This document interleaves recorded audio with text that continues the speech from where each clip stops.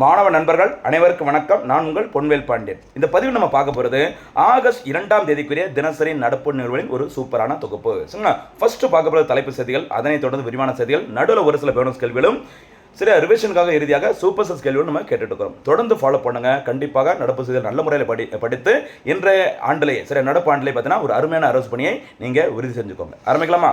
இப்போ நம்ம பார்க்க போகிறது ஆகஸ்ட் 2ஆம் தேதிக்குரிய நடப்பு செய்திகள். ஃபர்ஸ்ட் பார்க்க போகிறது வழக்கம் போல தலைப்பு செய்திகள். ஃபர்ஸ்ட் நியூஸ் பாருங்க, தேர்வு முறைகேடுகள் தடுப்பு மசோதா சட்டமானது. சரியா? இந்த சட்டம் எப்போது இயற்றப்பட்டது, இப்போ புதுசாக கொண்டு வந்திருக்க மசோதாவில் என்ன சிறப்பம்சங்கள் அதை பார்க்க போகிறோம்.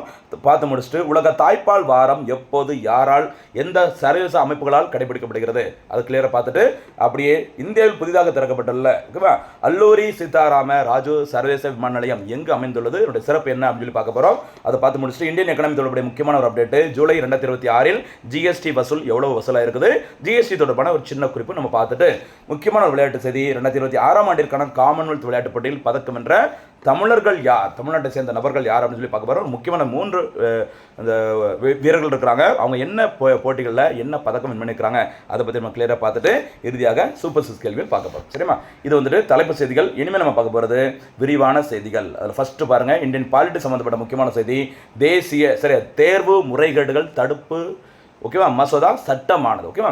தேர்வு முறைகேடுகள் தடுப்பு சட்டம் இயற்றப்பட்ட வருஷம் 2024 மறந்துடாதீங்க. சரிங்களா? தேர்வு நடைபெறும் போது எந்த ஒரு முறைகேடுகளும் இருக்கக்கூடாது, அதுக்கான சட்டம் இயற்றப்பட்ட வருஷம் 2024 மறந்துடாதீங்க. ஓகேவா?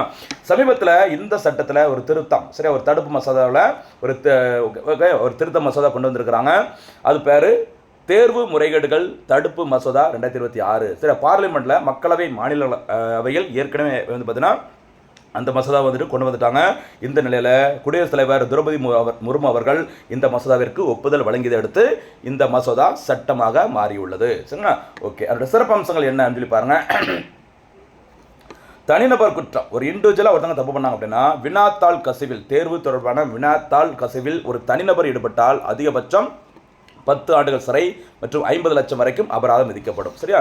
இது ஒரு டீமாக சேர்ந்து ஒரு குழுவாக சேர்ந்து மோசடியில் ஈடுபட்டாங்க அப்படின்னா அவர்களுக்கு 7 முதல் 10 ஆண்டுகள் வரை சிறை தண்டனையும் 10 கோடி வரைக்கும் அபராதம் விதிக்கப்படும் சொல்லியிருக்கிறாங்க. இது தவிர விரைவாக விசாரணை நடத்தப்பட்டு தீர்ப்பு வழங்கப்படும் சொல்லியிருக்கிறாங்க. சிறப்பு விரைவு நீதிமன்றங்கள் அமைக்கப்படும். அதன் மூலம் வழக்குகள் விசாரிக்கப்பட்டு 2 மாதங்களில் குற்றப்பத்திரிகை மற்றும் 3 மாதங்களில் தீர்வு காண்பது உறுதி செய்யப்படும் சொல்லியிருக்கிறாங்க. சரிங்களா? 2 மாதத்தில் குற்றப்பத்திரிகை, 3 மாதங்களில் தீர்வு காணப்படும், அதாவது தீர்ப்பு வழங்கப்படும் சொல்லியிருக்கிறாங்க. இதுதான் அந்த சட்ட திருத்த மசோதாவில் இருக்கிற முக்கியமான சிறப்பம்சங்கள். தற்போது அது சட்டமாக மாறி நடைமுறைக்கு வந்திருக்கு, ஞாபகம் வச்சுக்கோங்க. சரிங்களா? அடுத்த செய்தி, உலக தாய்ப்பால் வாரம். சரியா? பாருங்க, உலக தாய்ப்பால் வாரம் ஒவ்வொரு ஆண்டும் சரிங்களா எப்போது கடைபிடிக்கப்படுகிறது பார்த்தீங்கன்னா ஆகஸ்ட் 1 முதல் 7ஆம் தேதி வரையில் கடைபிடிக்கப்படுகிறது. முதல் முறை கடைபிடிக்கப்பட்ட ஆண்டு 1992. சரி, 1992ஆம் ஆண்டு தான் நம்ம செபி அமைப்பு, security and exchange board of India என்று அழைக்கப்பட்ட செபி அமைப்பு சட்டப்பூர்வ அமைப்பாக மாற்றப்பட்டது. நேஷனல் கமிஷன் ஃபார் விமன், தேசிய மகளிர் ஆணையம் உருவாக்கப்பட்டது. தேசிய பங்குச்சந்தை என்று அழைக்கப்படும் என்எஸ்சி, நேஷனல் சரிங்களா ஸ்டாக் எக்ஸ்சேஞ்ச், சரியா, என்எஸ்சி உருவாக்கப்பட்டது. இது எல்லாமே இந்த வருஷம் 1992.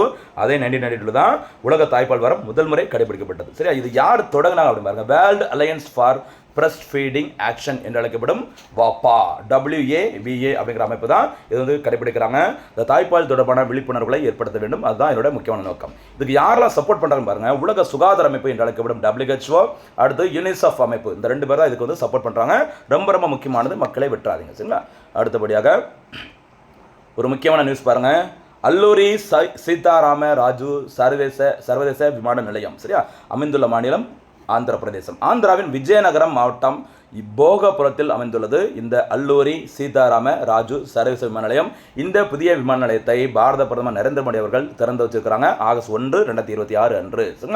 2014ஆம் ஆண்டில் ஆந்திர பிரதேசம் அப்படிங்கிறது 2 மாநிலங்களாக பிரிக்கப்பட்டது. ஒன்று இப்போ இருக்கிற ஆந்திரா, இன்னொன்று தெலுங்கானா.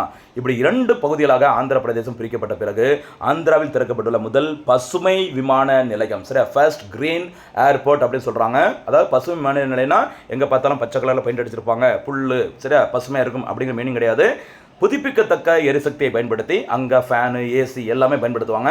அதுக்கு பேர் தான் பசுமை விமான நிலையம். சரிங்களா? சுற்றுச்சூழலுக்கு பாதிப்பு ஏற்படுத்தாத வகையில் மின்சாரம் பயன்படுத்தப்படும். சரியா? அந்த பசுமை விமான நிலையம் எங்கே திறக்கப்பட்டுள்ளது? ஆந்திராவில் போகபுரத்தில் அமைந்துள்ள அல்லூரி சீதாராமராஜு சர்வதேச விமான நிலையம் எங்கே இருக்குன்னு சொல்லி எக்ஸாம்பிள் கேட்கலாம், கவனமாக இருங்க. சரிங்களா? அடுத்தபடியாக ஒரு இந்தியன் எக்கனாமி சம்மந்தப்பட்ட செய்தி பாருங்க. ஜிஎஸ்டி வசூல் 2026. சரியா? GST goods and service tax. சரியா? சரக்கு மற்றும் சேவை வரி சட்டம் ஜூலை 1, 2017 முதல் நடைமுறைக்கு வந்தது. அதனைத் தொடர்ந்து ஒவ்வொரு மாதமும் ஜிஎஸ்டி எவ்வளவு வசூலாகுது அப்படிங்கிற தகவல்களை மத்திய சொல்லிடுறாங்க. சரிங்களா? அந்த வகையில் அதிகபட்ச வசூல் எப்போது வசூலானது பார்த்தீங்கன்னா ஏப்ரல் 2026. சரியா? 2.43 லட்சம் கோடி வசூலானது. அதேமாதிரி குறைந்தபட்ச ஜிஎஸ்டி வசூல் ஏப்ரல் 2020 COVID-19 டைமில் சரி ஒரு 94,000 ரூபீஸ் கிட்டத்தட்ட. சரியா? அந்த 94,000 கோடி அளவுக்கு தான் வசூலானது, ஞாபகம் வச்சுக்கோம். இந்த நிலையில் ஜூலை 2026 ஆண்டிற்கான சரியா அந்த ஜூலை மாதத்திற்கான ஜிஎஸ்டி வசூல் எவ்வளோன்னு சொல்லி பாருங்க. 2,11,950 கோடி வசூலாக இருக்குது. இது கடந்த ஆண்டை விட 15.4% அதிகம் சொல்லியிருக்கிறாங்க. சரியா? மொத்த அந்த ஜிஎஸ்டி கலெக்ஷனில் சென்ட்ரல் ஜிஎஸ்டி 39,835 கோடி, ஸ்டேட் ஜிஎஸ்டி 47,881 கோடி, இன்டகிரேட்டட் ஜிஎஸ்டி என்று அழைக்கப்படும் ஒருங்கிணைந்த ஜிஎஸ்டி 1.23 லட்சம் கோடி. சரியா? அதேமாதிரி ரிட்டர்ன்ஸ் அப்படி சொல்லுவாங்க, திருப்பி அளிக்கப்பட்ட தொகை 29,968 கோடி. அதை கழித்த பிறகு மிச்சம் இருக்கிற அந்த நெட் ஜிஎஸ்டி கலெக்ஷன் எவ்வளோ பார்த்தீங்கன்னா 1.81 லட்சம் கோடி. சரிங்களா? ஞாபகத்துக்கு ரொம்ப ரொம்ப முக்கியமானது, விட்டுறாது. சரியாம்மா? அடுத்த தகவல் போலாமா? முக்கியமான ஒரு செய்தி, விளையாட்டு செய்தி பாருங்க. 2026 காமன்வெல்த் விளையாட்டுப் போட்டியில் பதக்கம் வென்ற தமிழர்கள். ஓகேவா?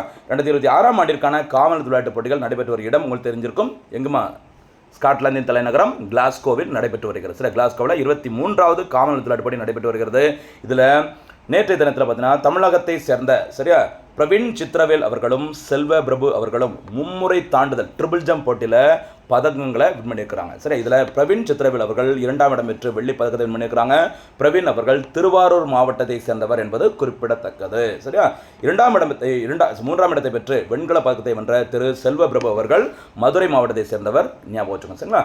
அதே மாதிரி கொஞ்ச நாளைக்கு முன்னாடி பார்த்தீங்கன்னா வெயிட் லிஃப்டிங்கில் பளுதூக்குதல் போட்டியில் தூத்துக்குடி மாவட்டம் கோவில்பட்டியை சேர்ந்த ராஜா முத்துப்பாண்டி அவர்கள் வெள்ளி பதக்கத்தை வின் பண்ணியிருக்கிறாங்க. சரியா? அந்த இன்டர்நேஷனல் லெவலில் இந்தியர்கள் நிறைய பதக்கம் வின் பண்ணுறது ரொம்ப பெருமையாக இருக்குது. அதுவும் தமிழ்நாட்டை சேர்ந்த நபர்கள் அதில் ஒரு முக்கியமான பங்களிப்பு வழங்கியிருக்காங்க அப்படின்னா இன்னும் ரொம்ப ரொம்ப பெருமையாக இருக்கும், ஞாபகம் வச்சுக்கோங்க. சரிங்களா? அடுத்தபடியாக இந்த தினத்திற்கான சூப்பர் 6 கேள்விகள்.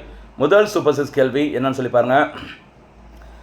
தேர்வு முறைகேடுகள் தடுப்பு சட்டம் எப்போது இயற்றப்பட்டது? 2வது கேள்வி இந்திய போட்டிகள் சட்டம் எப்போது இயற்றப்பட்டது? 3rd கொஸ்டின் உலக தாய்ப்பால் வாரம் எப்போது கடைபிடிக்கப்படுகிறது? 4th கொஸ்டின் அல்லூரி சீதாராமராஜு சர்வதேச விமான நிலையம் எங்கு திறக்கப்பட்டுள்ளது? 5வது கேள்வி ஜிஎஸ்டி சட்டம் எப்போது நடைமுறைக்கு வந்தது?